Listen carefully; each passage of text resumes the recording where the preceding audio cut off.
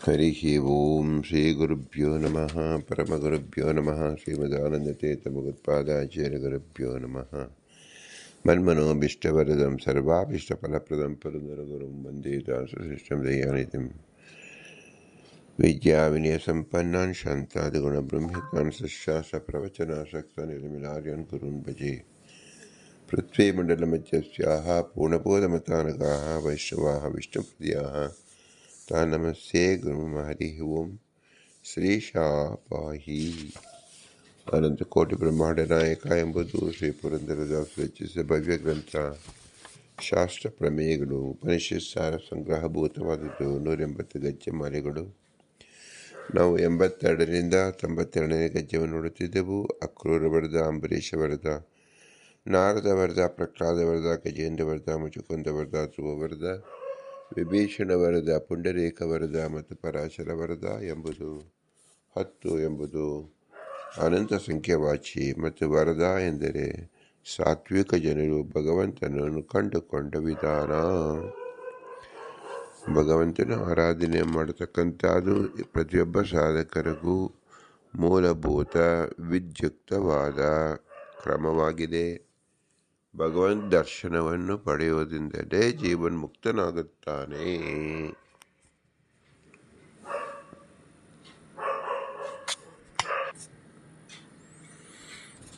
ಭಗವಂತನನ್ನು ಕಾಣುವ ಬಗೆ ಹೇಗೆ ಎಂಬುದನ್ನು ಉಪನಿಷತ್ತು ಹಿಂದೆ ತಿಳಿಸಿದಂತೆ ಅಣೋರಣೀಯಾನ್ ಮಹತೋ ಮಹ್ಯಾನ್ ಎಂಬ ಭಗವಂತನ ಸ್ವತಂತ್ರ ತತ್ವದ ಒಂದು ಗುಣವನ್ನು ನಾವು ಚಿಂತಿಸಿದಾಗ ಒಂದು ಗುಣದಲ್ಲಿ ಅನಂತ ಗುಣಗಳೂ ಇರುತ್ತದೆ, ಅನಂತ ಗುಣಗಳು ಒಂದು ಗುಣದಲ್ಲಿ ಇರುತ್ತದೆ.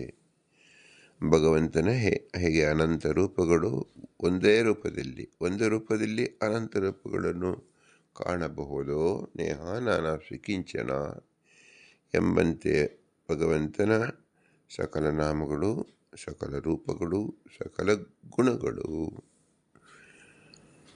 ಏಕತ್ವವಾಗಿಯೂ ತಿಳಿಯಬಹುದು, ಅನಂತತ್ವವಾಗಿಯೂ ತಿಳಿಯಬಹುದು. ಇದು ಭಗವಂತನ ಅತ್ಯಂತ ಅದ್ಭುತವಾದ ಮಹಿಮಾವುಳ್ಳವನು. ಆದರೆ ಜೀವ ಭಗವಂತನ ತಿಳಿಯಲು ಅಧಿಕಾರಿ ಯಾವಾಗುತ್ತಾನೆ? ಮೋಕ್ಷಾಪೇಕ್ಷೆಗೆ ವೈರಾಗ್ಯ ಎಂಬುದು ಅತ್ಯಂತ ಅವಶ್ಯಕ ಇದೆ. ಆದ್ದರಿಂದ ಮುಂದಿನ ಭಾಗದಲ್ಲಿ ಉಪನಿಷತ್ತು ವೈರಾಗ್ಯ ಸಾಧಕವಾದದ್ದನ್ನು ತಿಳಿಸ್ತಾ ಇದೆ. ಪರಾಂಚಿಕಾನಿ ನೃತೃಣಾತ್ ಸ್ವಯಂಭೂಃ ತಸ್ಮಾತ್ ಪರಾಕ್ ಪಶ್ಯತೆ ನ ಅಂತರಾತ್ಮನ್ ಕಶ್ಚಿದ್ದೀರಃ ಪ್ರತ್ಯಗಾತ್ಮಾನಂ ವೃಕ್ಷತ್ ಆವೃತ್ತ ಚಕ್ಷುಃ ಅಮೃತತ್ವಮಿಚ್ಛನ್.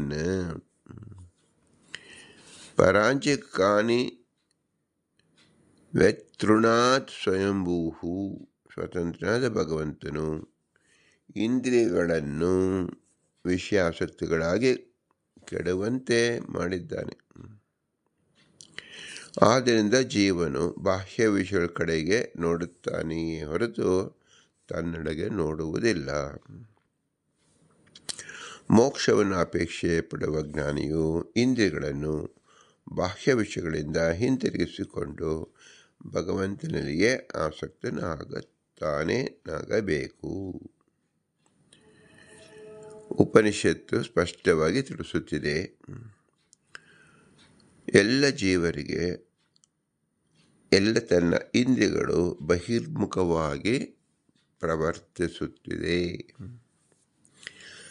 ಬಹಿರ್ಮುಖವಾಗಿ ಆ ಪದಾರ್ಥಗಳಿಗೆ ಬೇಕಾದ ವಿಷಯಗಳನ್ನು ಭಗವಂತ ಸೃಷ್ಟಿಸಿದ್ದಾನೆ.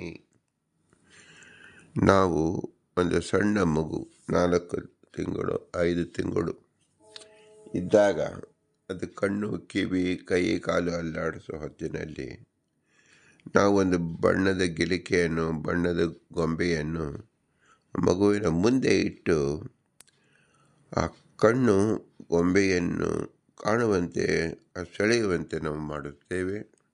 ಗಿಲಿಕೆಯಿಂದ ಶಬ್ದವನ್ನು ಮಾಡಿ ಕಿವಿ ಕೇಳಿಸುತ್ತದೆ ನಾವು ನೋಡ್ತೇವೆ. ಆ ದೂರದಲ್ಲಿಟ್ಟದಿಂದ ಕೈ ಕಾಲುಗಳು ಬಡಿದು ಅದನ್ನು ಹಿಡಿದುಕೊಳ್ಳುವ ತವಕದಲ್ಲಿ ಮುನ್ನುಗ್ಗುತ್ತದೆ ಪ್ರತಿಯೊಬ್ಬ ಮಕ್ಕಳು. ಇದು 4, 5, 6ನೇ ತಿಂಗಳಲ್ಲಿ ಎಲ್ಲ ಮಕ್ಕಳಲ್ಲೂ ನಾವು ಕಾಣಬಹುದಾಗಿದೆ. ಮೊದಲಿನ 6 ತಿಂಗಳು ವಾಯುದೇವರೇ ನೇರವಾಗಿ ಎಲ್ಲ ಜೀವರನ್ನು ರಕ್ಷಣೆ ಮಾಡುತ್ತಿರುವುದರಿಂದ ಆರೋಗ್ಯವಂತರಾಗಿರುತ್ತದೆ. ಮತ್ತು ವಾಯುದೇವರೇ ಹೊರಗೆ ಸಹ ಪ್ರಾಣಶಕ್ತಿಯಾಗಿ ಇರುತ್ತದೆ, ದೇಹದೊಳಗೆ ಪ್ರಾಣಶಕ್ತಿಯಾಗಿರುತ್ತದೆ. ತನ್ನ ಸಂಚಲನೆಯನ್ನು ವಾಯುದೇವರು ಒಳಗಿದ್ದು ರಕ್ಷಕನಾಗಿದ್ದು, ಹೊರಗೆ ಈಗ ಕಣ್ಣಿನಿಂದ ದೃಷ್ಟಿ ರೂಪದಲ್ಲಿ, ಕಿವಿಯಿಂದ ಶಬ್ದ ರೂಪದಲ್ಲಿ, ಕೈ ಕಾಲುಗಳಿಂದ ಸ್ಪರ್ಶ ರೂಪದಲ್ಲಿ ಕಾಣಿಸಿಕೊಳ್ಳುತ್ತಾರೆ. ಅದೇ ನಾವು ಈ ವ್ಯವಹಾರವನ್ನು ಬಣ್ಣದ ಗೊಂಬೆ ಅಥವಾ ಗಿಲಿಕೆಯನ್ನು ಮಗುವಿಗೆ ತೋರಿಸಿ ಅವರ ಚಿತ್ತಾಗ್ರಹಣ, ಅವರ ಚಿತ್ತ ಈ ಹೊರಗ ಪದಾರ್ಥಕ್ಕೆ ಬರುವಂತೆ ಮಾಡುವುದು. ಇದು ಮನುಷ್ಯನಲ್ಲಿ ನಿಂತು ದೇವತೆಗಳು ಮಾಡುವ ಕ್ರಮವಾಗಿದೆ. ಇದು ಏನು ತೋರಿಸ್ಕೊಡ್ತಾ ಇದೆ ಅಂದರೆ, ಭಗವಂತ ಇಡೀ ವಿಶ್ವವನ್ನು ವಿಚಿತ್ರವಾಗಿ ಸೃಷ್ಟಿಸಿದ್ದಾನೆ. ಮನುಷ್ಯನಾದವನು ಒಂದು ದಿನದಿಂದ 1000 ವರ್ಷ ಅಥವಾ 100 ವರ್ಷ ಬದುಕಿದರೂ ಅವನು ಶಿಶುವೇ. ಆ ಶಿಶುವಾದ ಅಂದರೆ ಅಜ್ಞಾವಸ್ಥೆಗೆ ಶಿಶು ಎಂದು ಹೆಸರು. ಎಲ್ಲ ಜೀವರು ಅಜ್ಞರು. ಏಕೆ? ಆ ಶಿಶು ಬಾಹ್ಯಚಿತ್ತ ಅಪಕರ್ಷಣ ಹೇಗೆ ಆಗುತ್ತದೋ ಅದರಂತೆ ಅದು ಪ್ರವೃತ್ತವಾಗುತ್ತದೆ, ಮಕ್ಕಳು ಬೀಳುತ್ತದೆ, ಮುಂದೆ ಬರುತ್ತದೆ, ಅದು ಬೇಕು ಅಂತ ತವಕ ಪಡುತ್ತದೆ. ಇದೆಲ್ಲ ಎಲ್ಲರೂ ನಾವು ನೋಡಿದ್ದೇವೆ. ಚಿಕ್ಕ ಮಕ್ಕಳಲ್ಲಾಗುವುದೇ ಇಡೀ ಜೀವಮಾನದಲ್ಲಿ ಪ್ರಪಂಚದಲ್ಲಿ ಎಲ್ಲ ವ್ಯಕ್ತಿಗಳು ಇದರಂತೆ ಪ್ರವರ್ತಿಸುತ್ತಿರುವುದು. ಸ್ವಲ್ಪ ದಿನಗಳಾದ ಮೇಲೆ ಯಾವ ಗೊಂಬೆಯೂ ಬೇಡ, ಯಾವ ಬಣ್ಣದ ಗಿಲಿಕೆಯೂ ಬೇಡ, ಶಬ್ದ ಮಾಡುವುದೂ ಬೇಡ. ಪ್ರಕೃತಿಯಲ್ಲೇ ಶಬ್ದ, ಗಿಳಿ ಪಕ್ಷಿಗಳ ಶಬ್ದ, ಗುಡುಗು ಮಿಂಚುಗಳ ಶಬ್ದ, ವಾಹನಗಳ ಶಬ್ದ, ಕೆಲವು ಗನಿ ಪದಾರ್ಥಗಳ ತಿಕ್ಕಾಟ, ಸಂಘರ್ಷಣೆಯಿಂದ ಶಬ್ದ. ಹೀಗೆ ಪ್ರತಿ ಕ್ಷಣವೂ ಲೋಕದಲ್ಲಿ ಒಂದಲ್ಲ ಒಂದು ರೀತಿಯಾದ ವಿವಿಧ ರೀತಿಯಾದ ಶಬ್ದ ಭಗವಂತ ಹೊರಗೆ ತೋರಿಸುತ್ತಾನೆ. ಮನುಷ್ಯರು ಆ ಶಬ್ದವನ್ನು ಪ್ರತಿ ಕ್ಷಣ ವೀಕ್ಷಿಸುತ್ತಿರುತ್ತಾರೆ, ಅಂದರೆ ಕಿವಿಯಿಂದ ಕೇಳಿಸಿಕೊಳ್ಳುತ್ತಾರೆ. ಕೆಲವು ಶಬ್ದಗಳು ಹಿತವನ್ನು ಉಂಟು ಮಾಡುತ್ತದೆ, ಕೆಲವು ಶಬ್ದಗಳು ಭಯವನ್ನು ಉಂಟು ಮಾಡುತ್ತದೆ. ಒಟ್ಟಿನಲ್ಲಿ ಶಬ್ದ ಯಾವುದೇ ಒಂದು ಕಾಲದಲ್ಲಿ ಯಾವುದೇ ದೇಶದಲ್ಲಿದ್ದರೂ ಸಹ, ಕಾಡಿನಲ್ಲಿದ್ದರೂ ಯಾವುದೋ ಒಂದು ಹುಳ ಮರದಿಂದ ಕೆಳಗೆ ಬಿದ್ದಂತೆ ಅಥವಾ ಹುಲ್ಲಿನ ಒಳಗೆ ನಡೆದಾಡಿದಂತೆ, ಹಾವು ಸರಿದಂತೆ, ಸಿಂಹ ಗರ್ಜಿಸಿದಂತೆ, ಅನೇಕ ಗಜಗಳು ಕಾಡಿನಲ್ಲಿ ತುಳಿಯುವಂತೆ ಶಬ್ದ ನಮಗೆ ಬರುತ್ತಲೇ ಇರುತ್ತದೆ. ಇದು ಭಗವಂತ ಮಗುವಿಗೆ ಶಬ್ದ ಮಾಡಿದಂತೆ ಮನುಷ್ಯನ ಚಿತ್ತ ಆಕರ್ಷಣೆಗಾಗಿ ವಿಚಿತ್ರವಾದ ಶಬ್ದವನ್ನು ಹೊರಗಡೆ ಕಲ್ಪಿಸುತ್ತಾನೆ. ಆಗ ಮನುಷ್ಯನಾದವನು ಕೆಲವು ಶಬ್ದಗಳು ಅಂದರೆ ಗೀಳುಗಳು, ಆನೆ, ಸಿಂಹದ ಗರ್ಜನೆಯ ಶಬ್ದ ಪರಿಚಯವಾದೊಡನೆ ಭಯದಿಂದ ಭೀತನಾಗುತ್ತಾನೆ. ಸರ್ಪ ಹರಿಯುವ ಶಬ್ದದಿಂದ ಭೀತನಾಗುತ್ತಾನೆ. ಜಲಪಾತದಿಂದ ಧುಮುಕುವ ನೀರಿನ ಶಬ್ದ ಕೇಳಿ ಭಯಭೀತನಾಗುತ್ತಾನೆ. ಅತ್ಯಂತ ಜೋರಾಗಿ ಬೀಸುವ ಗಾಳಿಯಿಂದಲೂ ಸಹ ಭಯಭೀತನಾಗುತ್ತಾನೆ. ಆದ್ದರಿಂದ ನಾವು ಏನನ್ನು ಗಮನಿಸಬೇಕು? ಜೀವನ ಮೊದಲಿನ ಲಕ್ಷಣ ಭಯಗೊಳ್ಳುವಿಕೆ. ತನಗೆ ಅರಿವಾಗಿಲ್ಲದ, ಗೊತ್ತಿಲ್ಲದ ಯಾವುದೇ ಒಂದು ಹೊಸ ಶಬ್ದವನ್ನು, ಹೊಸ ಪದಾರ್ಥವನ್ನು, ಹೊಸ ವಿಷಯವನ್ನು ತಿಳಿಯುವಾಗ ಅದರಲ್ಲಿ ಅಜ್ಞಾನವಿರುವುದರಿಂದ ಜೀವನಿಗೆ ಭಯ ಎಂಬುದು ಏರ್ಪಟ್ಟಾಗುತ್ತದೆ. ನಮಗೆ ಶಬ್ದ ಪರಿಚಯವಾಗಿ ನಮ್ಮ ಸುತ್ತಲೂ ಶಬ್ದಗಳೇ ಬರುತ್ತಿದ್ದಾಗ ಮುಂದೊಂದು ದಿನ ನಮಗೆ ಶಬ್ದಗಳು ಕೇಳಿಸುವುದೇ ಇಲ್ಲ. ಯಾಕೆ? ಆ ಶಬ್ದಕ್ಕೆ ನಾವು ಒಪ್ಪಿಕೊಂಡು ಅಂಟಿಕೊಂಡು ಕುಡಿದು ಬಿಡುತ್ತೇವೆ. ಶಬ್ದದಲ್ಲಿಯೇ ನಮ್ಮ ಕೆಲಸವನ್ನು ನಾವು ಮಾಡತೊಡಗುತ್ತೇವೆ. ಆಗ 10 ದಿಕ್ಕಿನಲ್ಲಿ ಬರತಕ್ಕಂಥ ಶಬ್ದ ನಮಗೆ ಮಾಮೂಲಾಗಿ ಜೀವನದಲ್ಲಿ ಪ್ರತಿದಿನವೂ ಅದು ನಿರಂತರವಾಗಿ ಬರುತ್ತಿರುವುದು ಎಂಬತಕ್ಕಂಥ ಅದಕ್ಕೆ ಉದಾಸೀನವಾಗಿ ಭಯವನ್ನು ಹುಟ್ಟಿಸುವುದಿಲ್ಲ. ಅದರೊಳಗೆ ಬೆಳಗಲು ಬದುಕಲು ಪ್ರಯತ್ನಿಸುತ್ತಾರೆ. ಹೀಗೆ ಶಬ್ದದ ಒಂದೇ ಉದಾಹರಣೆಯಿಂದ ಕಿವಿಗೆ ಕಣ್ಣಿಗಿಂತಲೂ ಶಬ್ದಕ್ಕೆ ಪದಾರ್ಥದ ವ್ಯಾಪ್ತಿ ಹೆಚ್ಚಾಗಿರುವುದರಿಂದ ನಾವು ಶಬ್ದವನ್ನು ತಿಳಿದುಕೊಳ್ಳುತ್ತೇವೆ. ನಂತರದಲ್ಲಿ ದೃಷ್ಟಿಯ ವ್ಯಾಪ್ತಿ, ನಂತರದಲ್ಲಿ ನಾಲಿಗೆಯ ವ್ಯಾಪ್ತಿ, ನಂತರದಲ್ಲಿ ಸ್ಪರ್ಶದ ವ್ಯಾಪ್ತಿ, ನಂತರದಲ್ಲಿ ಮನಸ್ಸಿನ ಸಂಕಲ್ಪದ ವ್ಯಾಪ್ತಿ, ಹೀಗೆ ಮೂಗು ವಾಸನೆಯ ವ್ಯಾಪ್ತಿ. ಹೀಗೆ ಪಂಚ ಇಂದ್ರಿಯಗಳು ಸಹ ನಮ್ಮ ಕಣ್ಣು ಹೊರಗಡೆ ಇದೆ, ಕಿವಿ ಹೊರಗಡೆ ಇದೆ, ಮೂಗು ಹೊರಗಡೆ ಇದೆ, ನಾಲಿಗೆ ಹೊರಗಡೆ ಇದೆ. 2 ಕಿವಿಗಳು, 2 ಕಣ್ಣುಗಳು, ಮೂಗಿನ 2 ಹೊಳ್ಳೆಗಳು ಹೀಗೆ ಸೇರಿದಾಗ 3 ಇಂದ್ರಿಯಗಳಿಂದ 6 ಕೋಣೆಗಳು, 6 ಪ್ರತ್ಯೇಕವಾದದ್ದು ನಮ್ಮನ್ನು ಬಾಧಿಸುತ್ತಿರುತ್ತದೆ. 6 ಮುಂದೆ ಷಡ್ವೈರಿಗಳಾಗಿ ಕಾಣಿಸಿಕೊಳ್ಳುತ್ತದೆ. ಕಾಮ, ಕ್ರೋಧ, ಮದ, ಮಾತ್ಸರ್ಯ, ಮೋಹ, ಲೋಭ.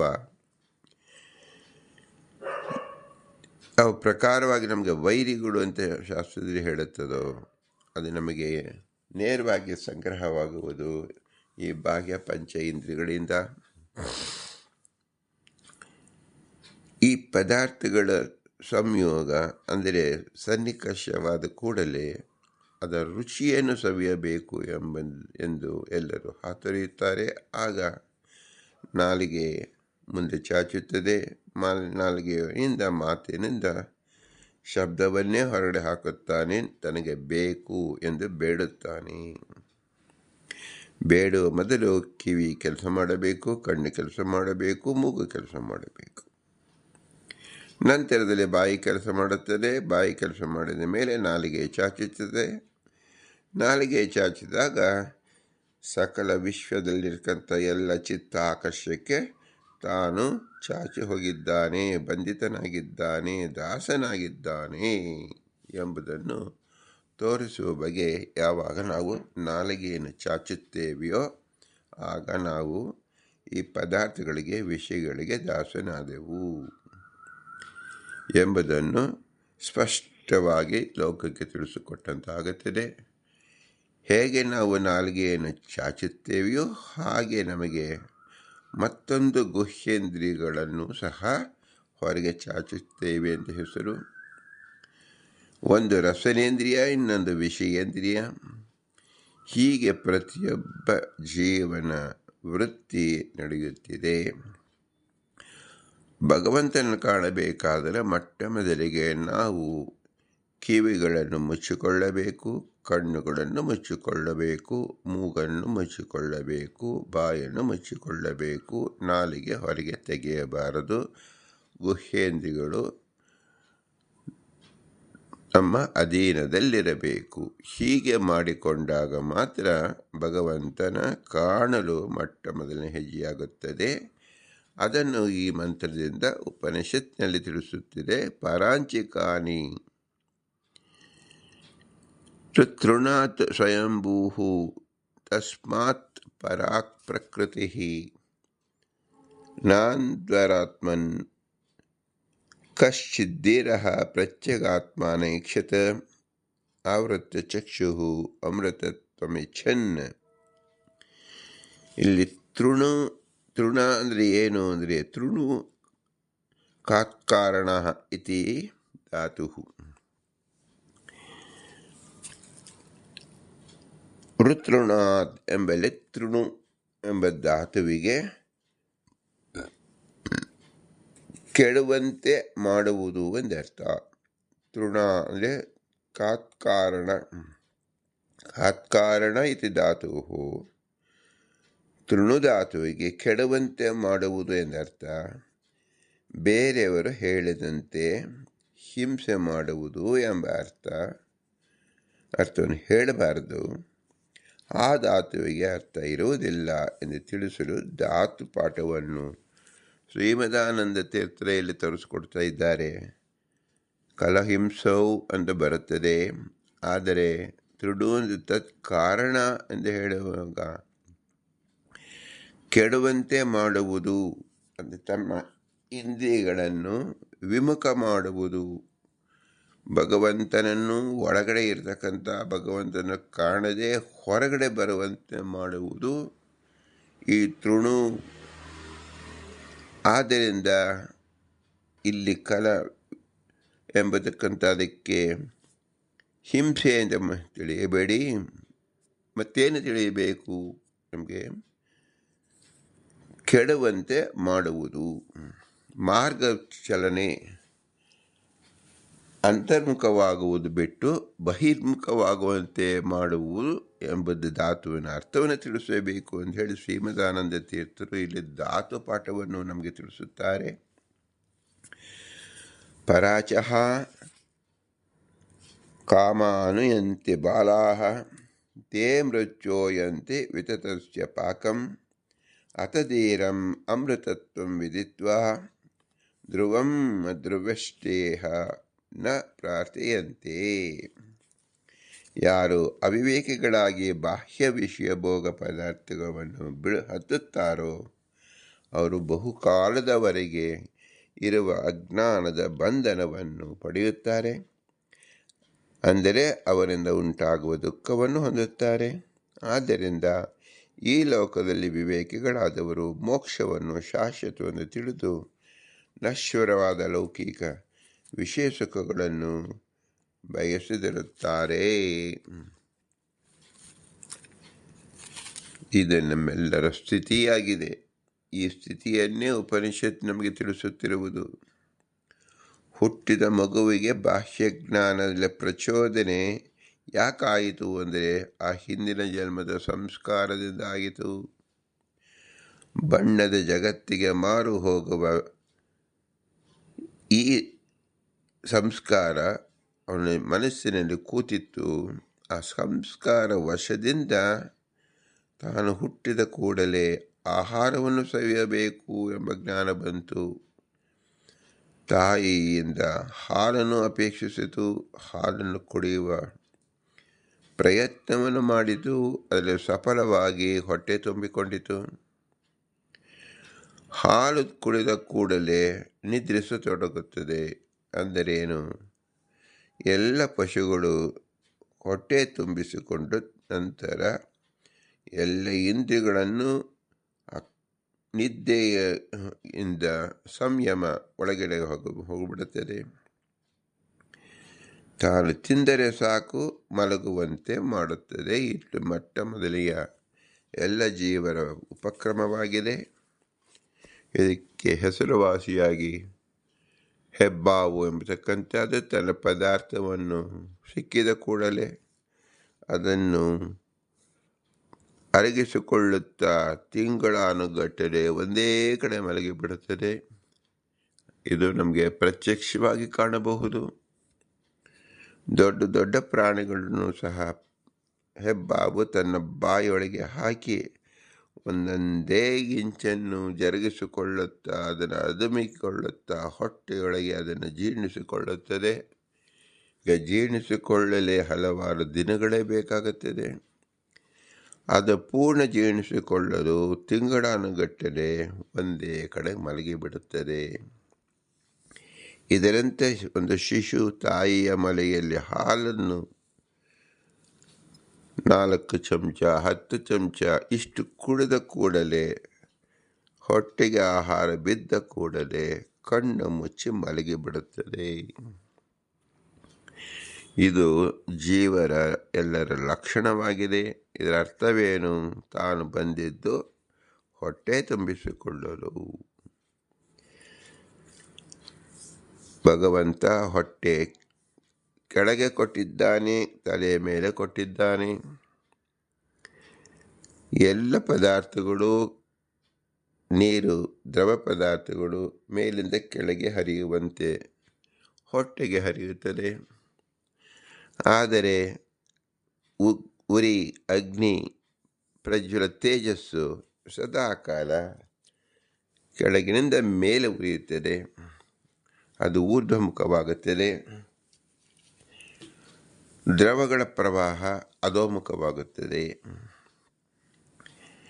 ಯಾವ ಮನುಷ್ಯ ಅಧೋಮುಖನಾಗಿ ಪ್ರವೃತ್ತನಾಗುತ್ತಾನೋ ಅವನು ಅಜ್ಞಾನಿ ಎನಿಸುತ್ತಾನೆ.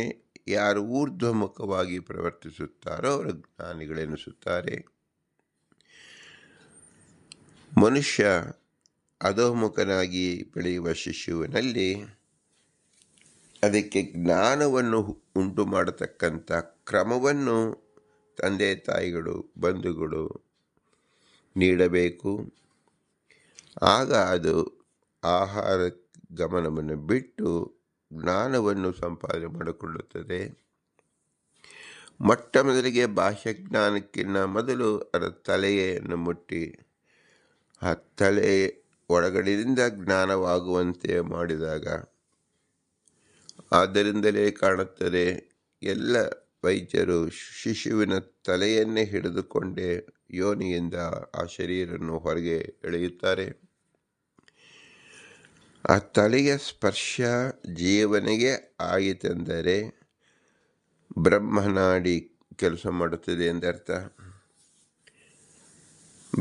ಜೀವ ಒಳಗಡೆ ಇರತಕ್ಕಂಥ ಪ್ರಕಾಶಮಾನವಾದ ಬ್ರಹ್ಮನಾಡಿಯಲ್ಲಿ ಕಂಡರೆ ಅವನು ದಿವ್ಯ ಜ್ಞಾನಿಯಾಗಿರುತ್ತಾನೆ. ಆದ್ದರಿಂದಲೇ ಶಿಶುವಿಗೆ ತಲೆಗೆ ಅನೇಕ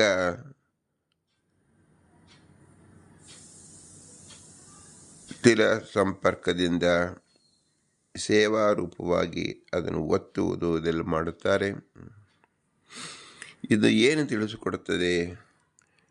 ಆ ಶಿಶುವಿಗೆ ತನ್ನ ಶಿರಸ್ಸಿನಲ್ಲಿರತಕ್ಕಂಥ ಬ್ರಹ್ಮನಾಡಿಯ ಪರಿಚಯವಾಗಲಿ ಎಂಬತಕ್ಕಂಥ ಕಸರತ್ತು ಇದಾಗಿದೆ. ಯಾವ ಮಲಗಿರುವ ಮಗುವಿಗೆ ಬ್ರಹ್ಮನಾಡಿಯಿಂದ ತೇಜಸ್ ರೂಪವಾಗಿ ಜ್ಞಾನ ಮೇಲೆ ಹೋಯಿತೆಂದರೆ ಅದು ಜ್ಞಾನ ಬೆಳೆಯಿತು ಎಂದರ್ಥ. ಅಧೋಮುಖವಾಗಿ ಮಲಮೂತ್ರ ವಿಸರ್ಜನೆ ಮಾಡಿಕೊಳ್ಳುವುದರಲ್ಲೇ ಅದು ಪರಿಣಿತವಾಗಿದ್ದರೆ ಅಧೋಮುಖವಾಗಿ ಹೊರಡಿತು ಎಂದು ನಾವು ತಿಳಿಯಬಹುದು. ಇದು ಬಹಳ ಸೂಕ್ಷ್ಮತರವಾದ ವ್ಯಾಪಾರವಾದ್ದರಿಂದ ತಂದೆ ತಾಯಿಯರು ಇದನ್ನು ಗಮನಿಸಬಹುದು. ವೇದ ಪುರುಷನು ಇದನ್ನು ಸ್ಪಷ್ಟವಾಗಿ ನಮಗೆ ತಿಳಿಸಿಕೊಡ್ತಾ ಇದ್ದಾರೆ.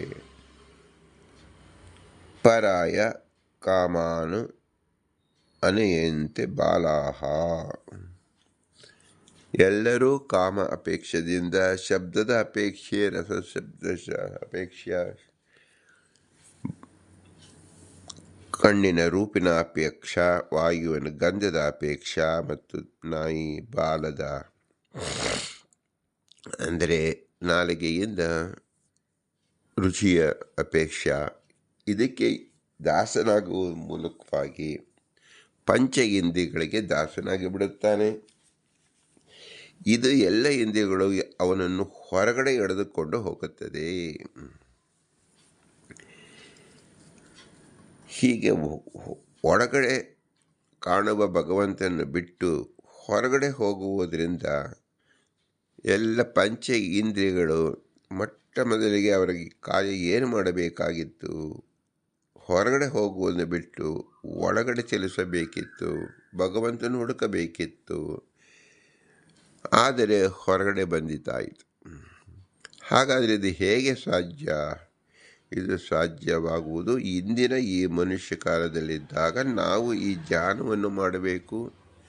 ನಿರಂತರವರ ಪ್ರತಿದಿನ ಅಂತರ್ಮುಖಿಗಳಾಗಬೇಕು. ಈ ಅಂತರ್ಮುಖಿಯಾಗತಕ್ಕಂಥ ಸಂಸ್ಕಾರವನ್ನು ಬೆಳೆಸಿಕೊಂಡಾಗ ಮುಂದಿನ ಜನ್ಮದಲ್ಲಿ ಈ ಅಂತರ್ಮುಖಿಯಾಗಿರ್ತಕ್ಕಂಥ ಸಂಸ್ಕಾರ ದಶೆಯಿಂದ ಬಾಲನಾಗಿರತಕ್ಕಂಥ ಶಿಶು ರೂಪದಲ್ಲಿರ್ತಕ್ಕಂಥ ಜೀವನೇ ಅಂತರ್ಮುಖಿಯಾಗಿ ಭಗವಂತನನ್ನು ಕಾಣಲು ವಾಯುದೇವರು ನಮಗೆ ಸಹಾಯ ಮಾಡುತ್ತಾರೆ. ಆದ್ದರಿಂದ ಇದು ಶೈಕ್ಷಣಿಕ ರೀತಿಯಲ್ಲಿ ಮನುಷ್ಯರು ಜೀವನವನ್ನು ನಡೆಸಬೇಕಾದರೆ ಈ ಕಾಲದಲ್ಲಿ ಈ ಜನ್ಮದಲ್ಲಿ ಎಚ್ಚೆತ್ತುಕೊಳ್ಳಬೇಕು, ಅಭ್ಯಾಸ ಮಾಡಿಕೊಳ್ಳಬೇಕು. ಆದ್ದರಿಂದ ವೈರಾಗ್ಯ ಅಂದರೆ ಏನು? ಸತತವಾಗಿ ಇಂದ್ರಿಯಗಳನ್ನು ಹೊರಗೆ ಬಿಡದಂತೆ ಒಳಗೆ ಬಿಟ್ಟುಕೊಳ್ಳುವುದಕ್ಕೆ ಅಭ್ಯಾಸ ಮಾಡುವುದೇ ವೈರಾಗ್ಯ. ಇದನ್ನು ವಿಸ್ತಾರವಾಗಿ ನಾವು 1000 ಪುಟದಲ್ಲಿ ವರ್ಣಿಸಿದರೂ ಇಂದ್ರಿಯ ಸಂಯಮ ಅಂದರೆ ಇಂದ್ರಿಯಗಳು ಹೊರಗೆ ಹೋಗದಂತೆ ಒಳಗೆ ಹೋಗುವಂತೆ ಮಾಡಿಕೊಳ್ಳುವುದೇ ವೈರಾಗ್ಯ ಎಂದು ಹೆಸರು. ನಚಿಕೇತನಿಗೆ ಯಮದೇವರು ಉತ್ತರ ಕೊಡ್ತಾ ಇದ್ದಾರೆ. ಏನ ರೂಪಂ ರಸಂ ಗಂಧಂ ಶಬ್ದಾನ್ ಸ್ಪರ್ಶಾಶ್ಚ ಮೈಥುನಾನ್ ಏತೇನೇವ ವಿಜಾನಾತಿ ಕಿಮತ್ರ ಪರಿಶಿಷ್ಯತೆ ಏತದ್ವೈತತ್. ಮನುಷ್ಯನು ಹೊರಗಡೆ ಹೋಗುವುದಕ್ಕೆ ಬೇಕಾದಂಥ ಪಂಚ ದ್ರವ್ಯಗಳು ಯಾವುದು? ರೂಪಂ, ರಸಂ, ಗಂಧಂ, ಶಬ್ದಾನ್ ಸ್ಪರ್ಶಾಶ್ಚ ಮೈಥುನಾನ್ ಏತೇನೇವ ವಿಜಾನಾತಿ ಕಿಮತ್ಯ ಪರಿಶಿಷ್ಯತೆ ಏತದ್ವೈತತ್. ಪಂಚೇಂದ್ರಿಯಗಳಿಂದ ನಮಗೆ ವಿಷಯವಾಗಿರತಕ್ಕಂಥದ್ದು ಈ ಪದಾರ್ಥಗಳು. ರೂಪಂ ರಸಂ ಗಂಧಂ ಶಬ್ದಾನ್ ಸ್ಪರ್ಶಾಶ್ಚ ಮೈಥುನಾನ್. ಯಾವ ಭಗವಂತನ ಪ್ರೇರಣೆಯಿಂದ ಜೀವನು ರೂಪ ರಸ ಗಂಧ ಶಬ್ದ ಸ್ಪರ್ಶ ಮೈಥುನವನ್ನು ತಿಳಿಯುತ್ತಾನೆಯೋ ಅಂತಹ ಭಗವಂತನು ಮೋಕ್ಷದಲ್ಲಿಯೂ ಮುಕ್ತನಿಗೆ ನಿಯಾಮಕನಾಗಿ ಇರುವನೇನು? ಅವನು ಹೇಗಿರುತ್ತಾನೆ? ಯಾವ ಮಹಿಮೆಗಳಿಂದ ಕೂಡಿರುತ್ತಾನೆ ಎಂದು ನಚಿಕೇತನ ಪ್ರಶ್ನೆ ಮಾಡಿದಾಗ ಯಮನು ಉತ್ತರಿಸುತ್ತಾನೆ. ನಚಿಕೇತನಿಗೆ ಭಗವಂತನು ಮುಕ್ತನಿಗೂ ನಿಯಾಮಕನು. ಅವನು ಮುಂದೆ ಹೇಳುವ ಈ ಮಹಿಮೆಗಳಿಂದ ಕೂಡುವನಾಗಿರುತ್ತಾನೆ. ಯಾವುದು ಮಹಿಮೆ? ಜೀವನಿಗೆ ಸಂಸಾರದ ಶೈಲಿ ಭಗವಂತನು ನಿಯಾಮಕನಾಗಿದ್ದಾನೆ. ಅವನಿಂದ ಪ್ರೇರಿತನಾಗಿ ಜೀವನು ರೂಪ ರಸ ಗಂಧ ಸ್ಪರ್ಶ ಮೊದಲಾದ ಲೌಕಿಕ ಸುಖವನ್ನು ಅನುಭವಿಸುತ್ತಾನೆ. ಹೀಗೆ ಸಂಸಾರದಲ್ಲಿ ಜೀವರಿಗೆ ನಿಯಾಮಕನಾದ ಭಗವಂತನು ಮುಕ್ತಿಯಲ್ಲಿಯೂ ನಿಯಾಮಕನಾಗಿದ್ದಾನೆಯೇ? ನಿಯಾಮಕನಾಗಿದ್ದರೆ ಅವನ ಸ್ವರೂಪವೇನು ಎಂಬುದಾಗಿ ನಚಿಕೇತನು ಕೇಳಿದ ಪ್ರಶ್ನೆಗೆ ಉತ್ತರವು ಅತ್ಯಂತ ಗೋಪ್ಯವಾದ್ದರಿಂದ ಯಮನು ಸಂಕ್ಷೇಪವಾಗಿ ಏತದ್ವೇತತ್ ಎಂದು ಉತ್ತರಿಸುತ್ತಾನೆ. ಉತ್ತರದ ವಿವರಣೆ ಹೀಗಿದೆ. ಏತತ್ ಎಂದರೆ ಈ ರೀತಿಯಾಗಿ ಜೀವನಿಗೆ ನಿಯಾಮಕನಾದ ಭಗವಂತನು ಸಂಸಾರದಲ್ಲಿ ನಿಯಾಮಕನಾಗಿರುವುದರಿಂದಲೇ ಮುಕ್ತಿಯಲ್ಲೂ ನಿಯಾಮಕನಾಗಿಯೇ ಇರುತ್ತಾನೆ. ಸಂಸಾರದಲ್ಲಿ ಅಸ್ವತಂತ್ರ ಜೀವರನ್ನು ಮೋಕ್ಷದಲ್ಲಿ ಸ್ವತಂತ್ರನಾಗಿ ತನ್ನ ಸಮಾನರನ್ನಾಗಿ ಭಗವಂತನು ಮಾಡುವುದಿಲ್ಲ. ಬುದ್ಧಿವಂತನಾದ ರಾಜನು ತನ್ನ ಅಧೀನದಲ್ಲಿರುವ ಮೃತ್ಯರನ್ನು ಹೇಗೆ ತನ್ನ ಸಮಾನನಾಗಿ ಎಂದು ಮಾಡುವುದಿಲ್ಲವೋ ಹಾಗೆ ಎಂದು ಶ್ರೀ ವಾದಿರಾಜ ತೀರ್ಥರು ವಿವರಿಸಿದ್ದಾರೆ. ಇದು ಅತ್ಯಂತ ರಹಸ್ಯವಾದ ಉಪನಿಷತ್ ಭಾಗ ಅಂತ ತಿಳಿಯಬೇಕು. ರೂಪ ರಸ ಗಂಧ ಶಬ್ದ ಮತ್ತು ಸ್ಪರ್ಶ ಇದು ಮೈಥುನ. ಇದು ನಮಗೆ 5 ಇಂದ್ರಿಯಗಳಿಂದ ಉಂಟಾಗತಕ್ಕಂತಹ ವಿಷಯಗಳು. ಇದು ಬಾಹ್ಯದಿಂದ ಜೀವನು ಸೆಳೆತಕ್ಕೆ ಒಳಗಾಗುತ್ತಾನೆ. ಈ ಸೆಳೆತವನ್ನು ಮಾಡತಕ್ಕಂಥವನು ನಿಯಾಮಕ ಭಗವಂತ ಎಂಬ ಪ್ರಜ್ಞೆ ಇರಬೇಕು. ಈ ಪ್ರಜ್ಞೆ ಅಮುಕ್ತಾವಸ್ಥೆಯಲ್ಲಿರ್ತಕ್ಕಂಥ ಸಂಸಾರಾವಸ್ಥೆಯಲ್ಲಿರ್ತಕ್ಕಂಥ ಶಿಶುವಿಗೂ ಬಾಲಕನಿಗೂ ಎಲ್ಲ ಜೀವರಿಗೂ ಸಾಧಾರಣವಾಗಿರುತ್ತದೆ ಎಂಬ ಜ್ಞಾನ ತಿಳಿದುಕೊಂಡಾಗ ಇದೇ ನಿಯಾಮಕತ್ವ ಮುಕ್ತನಾದ ಗುರು ಸಹ ಭಗವಂತ ತನಗೆ ಸ್ವನಿಯತವಾದ ವಿಷಯಗಳಲ್ಲಿ ಮಾತ್ರ ಹರಿಸುತ್ತಾನೆ ಎಂಬ ಪ್ರಜ್ಞೆ ನಮಗೆ ಬರಬೇಕು. ಭಗವಂತ ಈಗ ಬಾಹ್ಯ ದೃಷ್ಟಿಯಲ್ಲಿ ಮಾಡಿಸುತ್ತಿದ್ದಾನೆ. ಯಾಕೆ ಮಾಡಿಸುತ್ತಿದ್ದಾನೆ? ಅದರಲ್ಲಿರ್ತಕ್ಕಂಥ ಅಸಾರತೆಯನ್ನು ನೀವು ಕಂಡುಕೊಳ್ಳಿ. ಸಾರಭೂತವಾದ ನಿಮ್ಮದೇ ಆದ ಸಾರವನ್ನು ಬಯಸಬೇಕಾದರೆ ಅಸಾರದಿಂದ ದೂರ ಇರಬೇಕು. ಆದ್ದರಿಂದ ಅಸಾರದ ಪರಿಚಯವನ್ನು ಸಂಸಾರಾವಸ್ಥೆಯಲ್ಲಿ ಭಗವಂತ ಮಾಡಿಸುತ್ತಾನೆ, ಇದಕ್ಕೆ ನಿಯಾಮಕನಾಗಿದ್ದಾನೆ ಎಂಬ ಪ್ರಜ್ಞೆ ಯಾರಿಗೆ ಬರುತ್ತದೋ ಅವರು ಖಂಡಿತವಾಗಿಯೂ ಜ್ಞಾನಿಗಳು ಎನಿಸಿಕೊಳ್ಳುತ್ತಾರೆ. ಅಬ್ರಹ್ಮಸ್ತಂಭ ಪರ್ಯಂತಂ ಅಸಾರಂ ಚ ಅಪಿ ಅನಿತ್ಯಕಂ ವಿಜ್ಞಾನ ಜಾತವೈರಾಗ್ಯೋ ವಿಷ್ಣುಪಾದೈಕ ಸಂಶಯ ಸಾ ಉತ್ತಮ ಅಧಿಕಾರಿ ಸ್ಯಾತ್ ಸ್ವಾತ್ ಅಖಿಲ ಕರ್ಮವಾನ್. ಯಾವಾತನು ಚತುರ್ಮುಖನನ್ನು ಆರಂಭಿಸಿಕೊಂಡು ತೃಣವಾದ ಜೀವ ಪರ್ಯಂತ ಜೀವ ಸಮುದಾಯವನ್ನು ಅಸರ್ವೋತ್ತಮನಾಗಿಯೂ ಅಥವಾ ಮೋಕ್ಷದಿಂದ ನಿಕೃಷ್ಟವಾದ ಪದಾದಿಗಳುಳ್ಳವನಾಗಿಯೂ ಅನಿತ್ಯವಾದ ಶರೀರಾದಿಗಳುಳ್ಳವನಾಗಿಯೂ ಪರಬ್ರಹ್ಮನಾದರೂ ಸರ್ವೋತ್ತಮ ನಿತ್ಯನೆಂದು ಚೆನ್ನಾಗಿ ತಿಳಿದು, ಅಂದರೆ ಸಾರ ಅಸಾರ ನಿತ್ಯ ಅನಿತ್ಯ ವಸ್ತು ವಿವೇಕವುಳ್ಳವನೋ ಯಾವಾತನೋ ವಿವೇಕ ದಶೆಯಿಂದ ಆಯಾಯ ಜೀವ ಐಶ್ವರ್ಯಾದಿಗಳಲ್ಲಿ ಹುಟ್ಟಿದ ವಿರಕ್ತಿಯುಳ್ಳವನೋ ಯಾವಾತನು ಶ್ರೀಹರಿಯ ಪಾದವೇ ನನಗೆ ಮುಖ್ಯವಾಗಿ ಆಶ್ರಯವೂ, ಅಂದರೆ ಶ್ರೀಹರಿಯ ಪಾದಾರವಿಂದವೇ ನನಗೆ ಗತಿಯು ಎನ್ನುವ ಜ್ಞಾನವುಳ್ಳವನೋ ಯಾವಾತನು ಶ್ರೀಹರಿಗೆ ಸಮರ್ಪಿತವಾದ ಎಲ್ಲ ಸತ್ಕರ್ಮವುಳ್ಳವನೋ ಅವನೇ ಉತ್ತಮ ಅಧಿಕಾರಿ ಎಂದು ಹೇಳಲ್ಪಡುವನು ಎಂದು ಬ್ರಹ್ಮಸೂತ್ರದ ಭಾಷ್ಯದಲ್ಲಿ ಶ್ರೀಮದಾನಂದ ತೀರ್ಥರು ನಮಗೆ ತಿಳಿಸಿಕೊಟ್ಟಿದ್ದಾರೆ. ಎಲ್ಲ ವಿಷಯಗಳಲ್ಲಿ ಇಂದ್ರಿಯಗಳು ಹೊರಟಾಗ ಅಸಾರತೆಯನ್ನು ತಿಳಿಯಬೇಕು. ಇದು ಮೊಟ್ಟ ಮೊದಲನೆಯ ದಿನದಿಂದ ಅಂತ್ಯದ ದಿನದವರೆಗೂ ಸಹ ಅಸಾರತೆಯ ಸಾರಥಿಯಂತೆ ನಾವು ನೋಡುವುದೇ ಜೀವನ ಎನಿಸುತ್ತದೆ. ಇದನ್ನು ಶ್ರೀಮದಾನಂದ ತೀರ್ಥರು ಬ್ರಹ್ಮಸೂತ್ರ ಭಾಷ್ಯದಲ್ಲಿ ಕೇವಲ ಒಂದು ವಾಕ್ಯದಿಂದ ತಿಳಿಸಿಕೊಟ್ಟಿದ್ದಾರೆ. ಅಸಾರಂ ಅನಿತ್ಯಕಂ.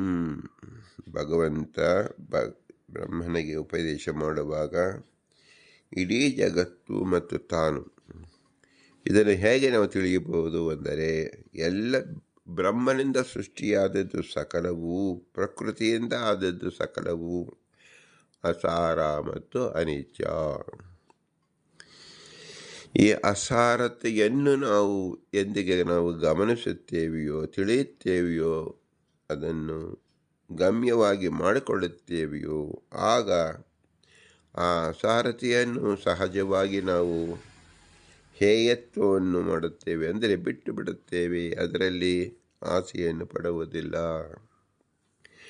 ನಮಗೆ ಆ ಸಾರವನ್ನೇ ಸಾರವನ್ನಾಗಿ ಮೋಹದಿಂದ ಗ್ರಹಿಸಿದಾಗ ನಾವು ಅಸಾರದಲ್ಲೇನು ಮನೆ ಮಾಡಿಕೊಂಡಿರುತ್ತೇವೆ. ಯಾರು ಅಸಾರದಲ್ಲಿರುತ್ತಾರೋ ಅವರು ಸಂಸಾರ ಅವಸ್ಥೆಯಲ್ಲಿಯೇ ಇರುತ್ತಾರೆ.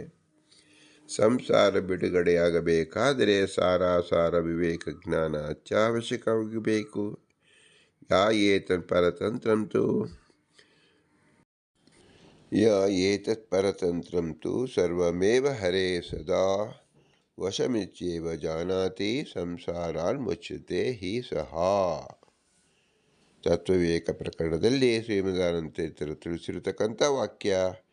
ಇದುವರೆಗೆ ವಿಭಾಗ ಮಾಡಿದ ಭಾವ ಪ್ರಮೇಯಗಳೆಲ್ಲವೂ ಶ್ರೀಹರಿಯ ಅಧೀನವೆಂದು ಯಾರು ತಿಳಿಯುವರೋ ಅವನು ನಿಶ್ಚಯವಾಗಿಯೂ ಈ ಸಂಸಾರದಿಂದ ಬಿಡುಗಡೆ ಹೊಂದುತ್ತಾನೆ. ಭಾವಾದಿ ತತ್ವಗಳ ಜ್ಞಾನ ಮಾತ್ರದಿಂದ ಯಾವ ಪ್ರಯೋಜನವೂ ಇಲ್ಲದಿದ್ದರೂ ಅವುಗಳು ವಿಷ್ಣುವಿನ ಅಧೀನಗಳೆಂದು ತಿಳಿದುಕೊಂಡರೆ ಆ ಜ್ಞಾನವು ಮೋಕ್ಷ ಸಾಧನವಾಗುತ್ತದೆ ಎಂಬುದು ತತ್ವ ವಿವೇಕದ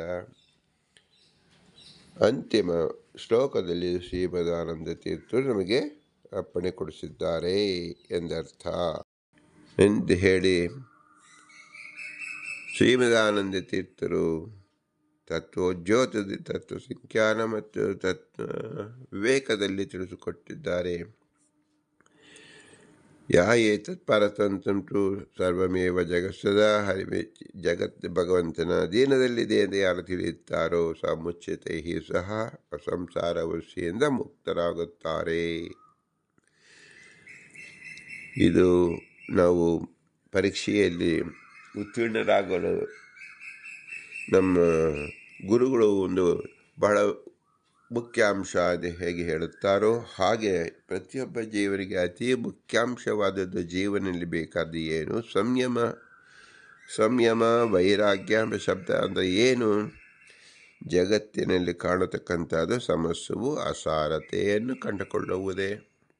ಹಾಗಾದರೆ ಸಾರಭೂತಂ ಜನಾರ್ದನಂ ಅಂತೇಳಿ ಭಗವಂತ ಮಾತ್ರ ಅವನ ನಿಯಾಮಕನಾಗಿದ್ದಾನೆ. ಇದು ಎಲ್ಲವೂ ಜಡ ಪದಾರ್ಥವಾಗಿದೆ. ಇದನ್ನು ಭಗವಂತ ಯಾಕೆ ತೋರಿಸಿದ ಅಂದರೆ ಇದರಲ್ಲಿ ಅಸಾರತ್ವವನ್ನು ನೀವು ಗ್ರಹಿಸಿದರೆ ಮಾತ್ರ ನೀವು ಅಧಿಕಾರಿಗಳು. ಅಸಾರತ್ವವನ್ನು ಗ್ರಹಿಸದಿದ್ದರೆ ನೀವು ಅನಧಿಕಾರಿಗಳು ಅಂತ ನೀವೇ ತಿಳಿದುಕೊಳ್ಳಿ. ಅವರಿಗೆ ಯಾರು ಅಸಾರತೆಯನ್ನು ಗ್ರಹಿಸಿಕೊಳ್ಳುವುದಿಲ್ಲೋ ಅವರಿಗೆ ಅಸುರರು ಅಂತ ಹೆಸರು. ಅಂದರೆ ಏನು? ಕೇವಲ ಪ್ರಪಂಚದ ಸುಖದಲ್ಲಿಯೇ ಮಗ್ನರಾಗಿರತಕ್ಕಂಥವ್ರಿಗೆ ಅಸುರರು ಎಂದು ಹೆಸರು.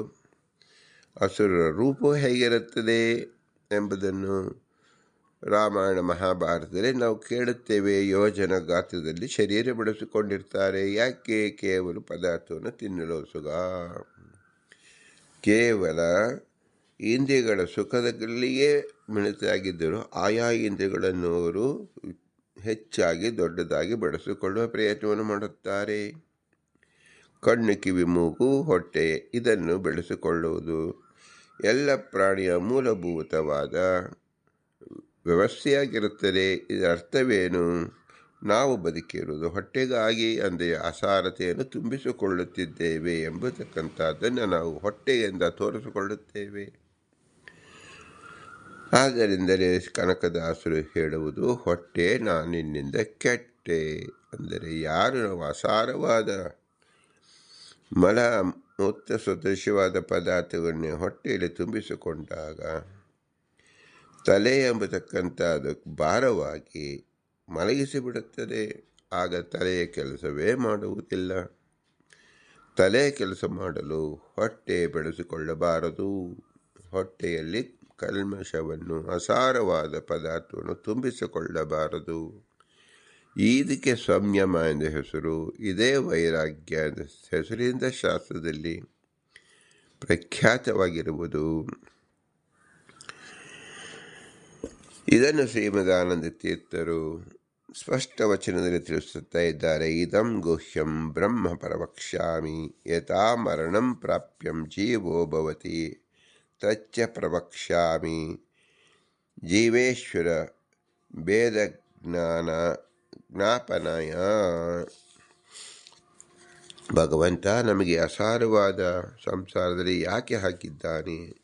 ಅಸಾರವಾದ ಪಂಚಭೂತಗಳಿಂದ ಸೃಷ್ಟಿವಾದ ರೂಪ ರಸಗಂಧ ಸ್ಪರ್ಶ ಈ ವಸ್ತುವಿನ ಸಂಪರ್ಕ ಯಾಕೆ ಮಾಡುತ್ತಾನೆಂದರೆ ಇದು ತನಗೆ ಇಷ್ಟವಾಗದೇ ಇದ್ದರೂ ಇದನ್ನು ಇಷ್ಟ ಮಾಡುವಂತೆ ಪದಾರ್ಥಕ್ಕೆ ಎಳೆದುಕೊಂಡು ಹೋದವ ಭಗವಂತ. ಅವನು ನಿಯಾಮಕನಾಗಿದ್ದಾನೆ ಎಂಬ ಪ್ರಜ್ಞೆ ಮಟ್ಟ ಮೊದಲಿಗೆ ಬರಬೇಕು.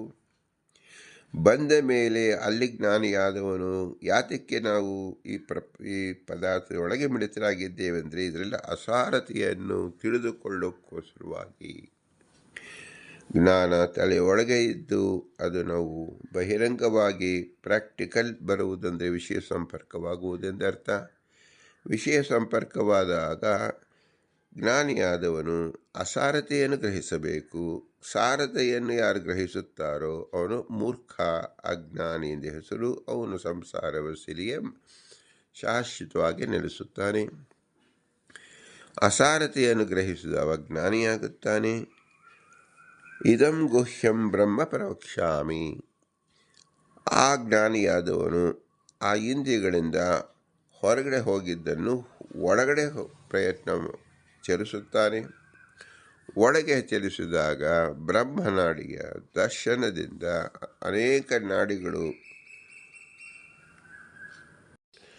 ಅನಾಹತ ಚಕ್ರ, ಆಜ್ಞಾಚಕ್ರ, ವಿಶುದ್ಧ ಚಕ್ರ ಮತ್ತು ಸಹಸ್ರಾರ.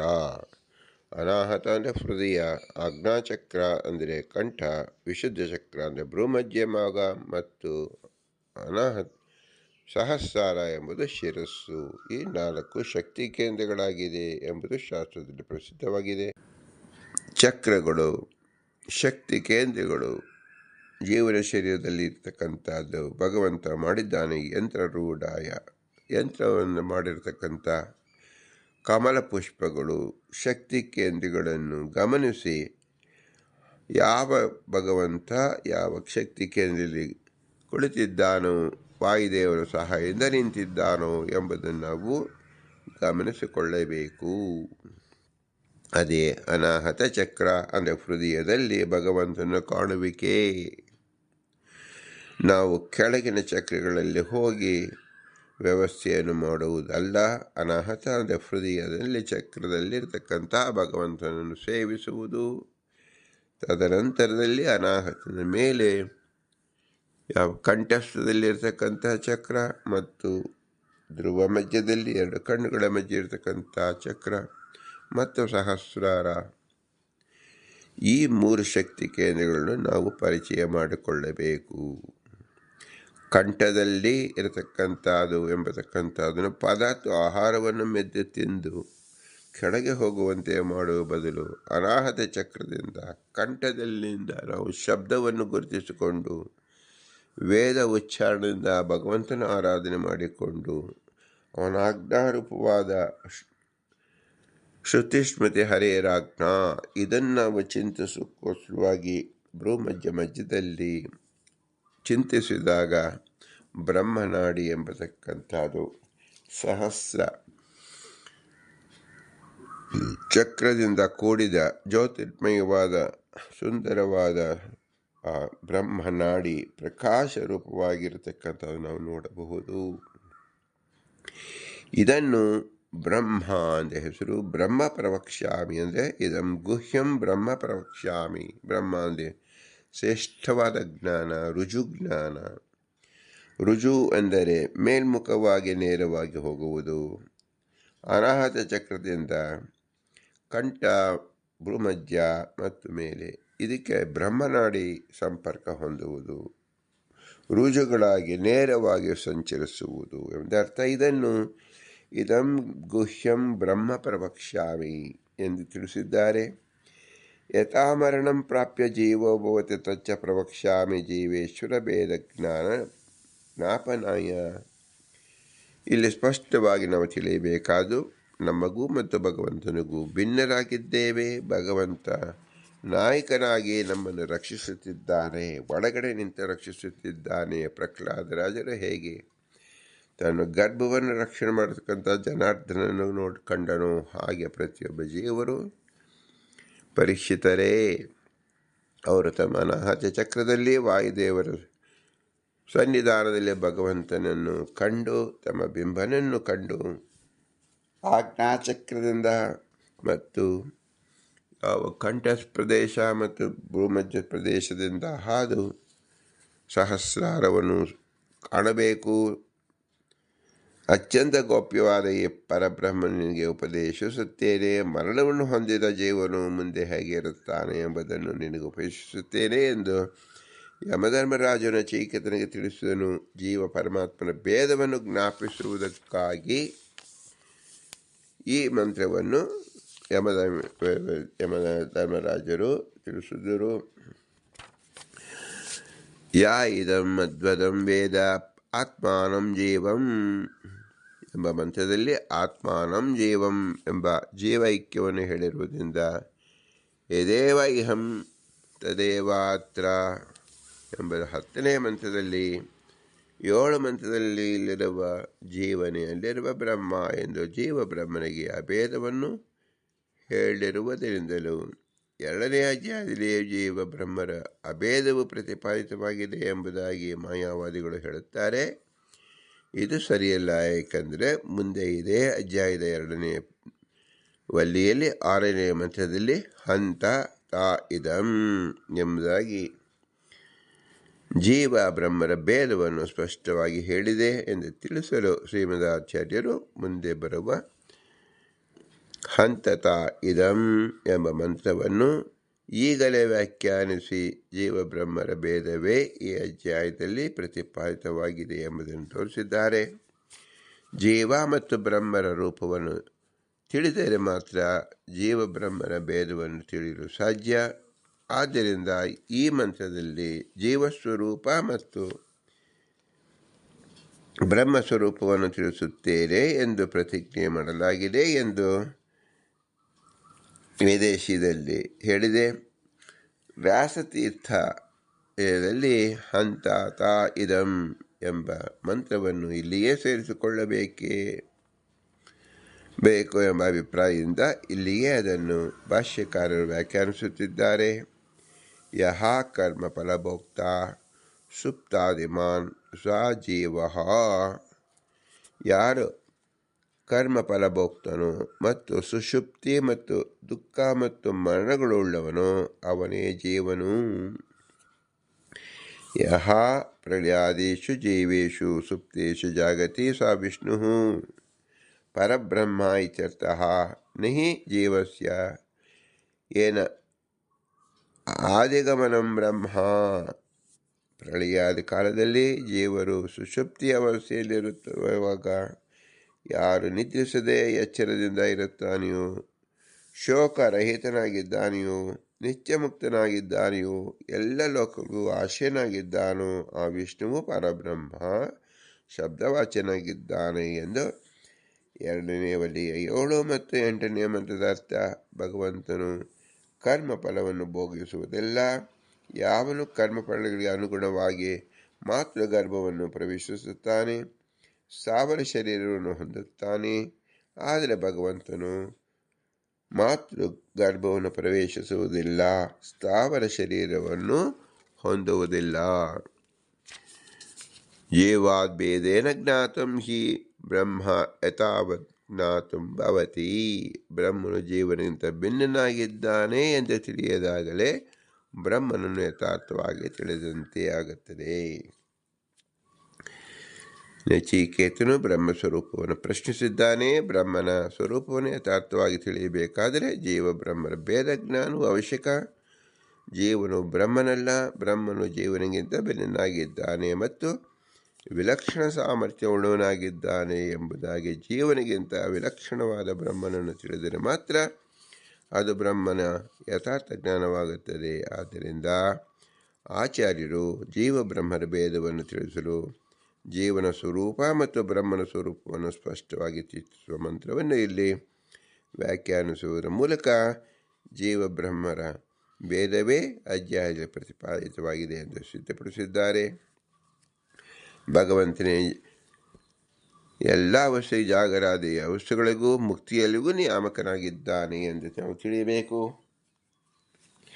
ಜಾಗೃತ ಅವಸ್ಥೆ, ನಿದ್ರಾವಸ್ಥೆ ಮತ್ತು ಸುಷುಪ್ತಾವಸ್ಥೆಗೂ ಭಗವಂತನ ನಿಯಾಮಕ ಅಂದರೆ ಏನರ್ಥ? ಸಂಸಾರ ಅವಸ್ಥೆಯಲ್ಲೂ ಭಗವಂತನೇ ನಿಯಾಮಕ, ಮೋಕ್ಷಾವಸ್ಥೆಯಲ್ಲೂ ಭಗವಂತನೇ ನಿಯಾಮಕ ಎಂಬುದು ಕಿಂಚಿತ್ ಪ್ರದರ್ಶನ ಮಾಡೋಕ್ಕೋಸ್ಕರವಾಗಿ ಸುಷುಪ್ತಾವಸ್ಥೆಗೂ ನಿಯಾಮಕ ಭಗವಂತ ಎಂದು ತೋರಿಸಿಕೊಟ್ಟಾಗ ಮೋಕ್ಷದಲ್ಲಿಯೂ ಅವನೇ ನಿಯಾಮಕನಾಗಿದ್ದಾನೆ ಎಂದು ನಾವು ಇಲ್ಲಿಯೇ ತಿಳ್ಕೊಳ್ಳಬೇಕು.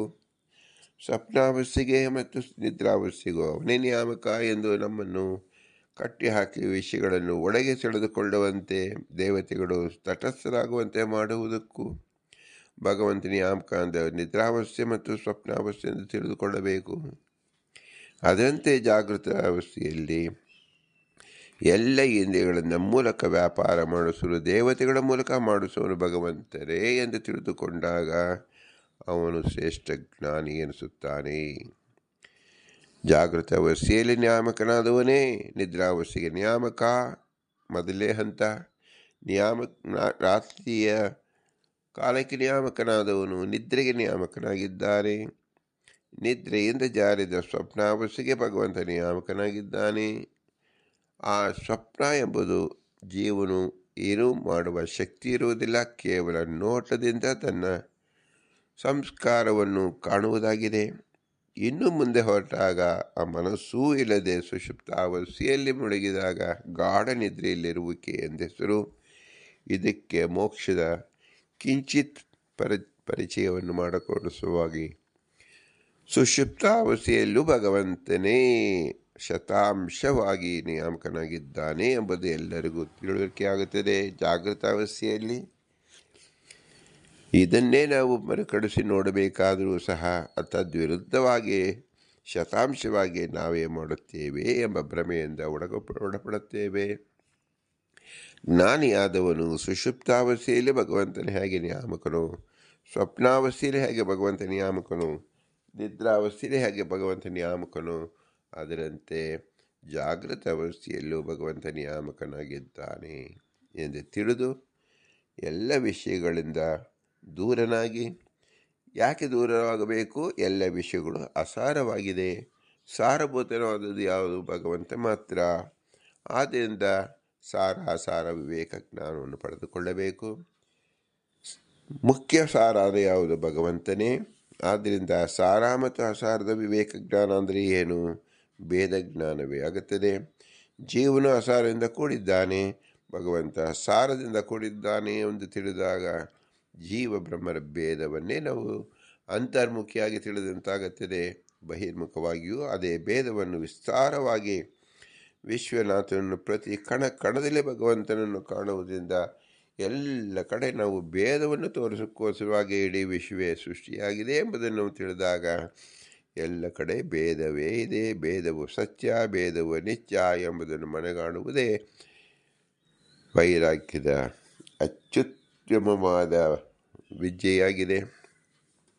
ಯಾವಾಗ ಬ್ರಹ್ಮನಿಂದ ನಾವು ಭಿನ್ನರಾಗಿದ್ದೇವೆ, ಬ್ರಹ್ಮನ ಅಧೀನವಾಗಿದ್ದೇವೆ, ಇಡೀ ವಿಶ್ವ ಬ್ರಹ್ಮನ ಆಶಯದಲ್ಲಿ, ಬ್ರಹ್ಮನ ನೇತೃತ್ವದಲ್ಲಿ, ಬ್ರಹ್ಮನ ನ್ಯಾಮಕದಲ್ಲಿ ನಡೆಯುತ್ತಿದೆ ಎಂದು ತಿಳಿದಾಗ ಬ್ರಹ್ಮನ ಅಧೀನವಾಗಿ ನಾವು ಇರಬೇಕು ಎಂಬತಕ್ಕಂಥ ಸುಸ್ಪಷ್ಟ ಜ್ಞಾನ ಬರುತ್ತದೆ. ಅದೇ ಪಂಚಭೇದ ತಾರತಮ್ಯ ಜ್ಞಾನ.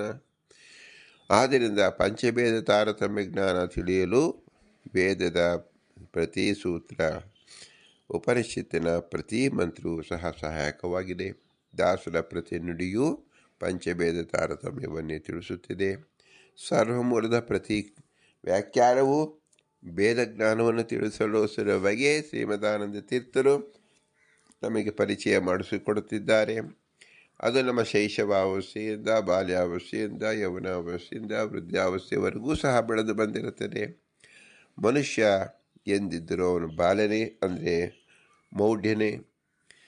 ಅವನು ಯಾವಾಗ ವಿವೇಕಿಯಾಗುತ್ತಾನೆಂದರೆ ಇಂದ್ರಿಯ ಸಂಯಮ ಮಾಡಿ ಭಗವಂತನನ್ನು ಕಾಣುವಕ್ಕೋಸ್ಕರವಾಗಿ ಇಂದ್ರಿಯಗಳಲ್ಲಿ ಅಸಾರತೆಯನ್ನು ಕಂಡುಕೊಂಡಾಗ ಮಾತ್ರ ಅವನು ಜೀವನ್ಮುಕ್ತನಾಗುತ್ತಾನೆ ಎಂಬುದೇ ಮಹಾ ತಾತ್ಪರ್ಯವಾಗಿದೆ. ಇಂತಹ ವಿಶೇಷವಾದ ಕಲ್ಪನೆ ಅರ್ಥವನ್ನು ಭಗವಂತ ಪುರಂದರದಾಸರು ಅಕ್ರೂರ ವರದ, ಅಂಬರೀಷ ವರದ ಎಂಬ 16 ಜನ ವರದರ ಭಿನ್ನವಾದ ವರದರಿಂದ ಭಗವಂತ ಪ್ರಾರ್ಥನೆ ಹೇಗೆ ಮಾಡಿದರು?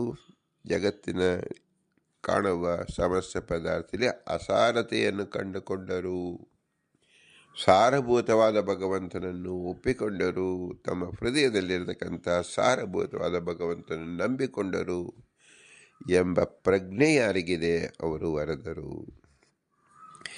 ಇಂಥ ಸುಂದರವಾದ ಅರ್ಥವನ್ನು ಪುರಂದರದಾಸರು ಉಪನಿಷತ್ತಿನ ಅರ್ಥವನ್ನು ತೋರಿಸೋಸ್ಕರವಾಗಿ ಅಕ್ರೂರ ವರದ, ಅಂಬರೀಷ ವರದ ಎಂದು ಹೇಳಿ ಕೇವಲ ಒಂದೊಂದು ಶಬ್ದದಲ್ಲಿ ಎಲ್ಲ ಉಪನಿಷತ್ತು ಸಾರವನ್ನೇ ತುಂಬಿಸಿಟ್ಟಿದ್ದಾರೆ. ಆದ್ದರಿಂದ ಪುರಂದರದಾಸರಿಗೆ ಅನಂತ ನಮಸ್ಕಾರವನ್ನು ಸಲ್ಲಿಸಬೇಕು. ಅವರಂತರ್ಯಾಮಿ ಪುರಂದರ ಭಟ್ಟರಿಗೆ ಭೂಯಿಷ್ಠಾಂತ ನಮ್ಮ ಉಕ್ತಿವಿದೇಮ ಎಂದು ಹೇಳಬೇಕು. ನಂತರದಲ್ಲಿ ಇಂತಹ ಶ್ರೇಷ್ಠವಾದ ಜ್ಞಾನ ಕೇವಲ ಮನುಷ್ಯ ಜನ್ಮದಲ್ಲಿ ಬರುತ್ತದೆ. ಪಶುಗಳಲ್ಲಿ ವಿಷ ಸಂಪರ್ಕವಾದರೆ ಜ್ಞಾನ, ಸಾರಾಸಾರ ವಿವೇಕ ಜ್ಞಾನ ವಾಯುದೇವರು ಕೊಡುವುದಿಲ್ಲ. ಮನುಷ್ಯ ರೂಪದಲ್ಲಿ ಮನುಷ್ಯನಾಗಿದ್ದಾಗ ಮಾತ್ರ ಸಾರಾಸಾರ ವಿವೇಕ ಜ್ಞಾನ ಕೊಡುವುದು. ಅದು ತತ್ವಾಭಿಮಾನಿ ದೇವತೆಗಳ ಮೂಲಕ. ಅದಕ್ಕೋಸ್ಕರವಾಗಿ ನಮಗೆ ಮನುಷ್ಯ ಜನ್ಮ ಬಂದಿದೆ. ಇದನ್ನು ಮನುಷ್ಯ ಜನ್ಮಕ್ಕೆ ಕಾರಣಕರ್ತರಾದ ತಂದೆ ತಾಯಿಗಳ ಅನುಗ್ರಹ ರೂಪವಾಗಿದೆ. ತಂದೆಗಳ ಇರುವಿಕೆ ನೆರವಾದ ಗುರು ಹಿರಿಯ ಅನುಗ್ರಹ ರೂಪವಾಗಿದೆ. ತತ್ವಾಭಿಮಾನಿ ದೇವತೆಗಳು ನಮ್ಮಲ್ಲಿ ನಿಂತು ಈ ಜ್ಞಾನವನ್ನು ಕೊಟ್ಟಿದ್ದಾರೆ. ಇದೇ ಶ್ರೇಷ್ಠ ಜ್ಞಾನ. ಇದು ವಾಯುದೇವರ ದೇವತೆಗಳ ಮೂಲಕ ಕೊಡಿಸಿದ್ದು. ವಾಯುದೇವರು ವಿಷ್ಣುವಿನ ಆಜ್ಞಾ ಮೂಲಕವಾಗಿ ಸುಜ್ಞಾನವನ್ನು ಬೆಳಗಿಸಿದ್ದಾರೆ.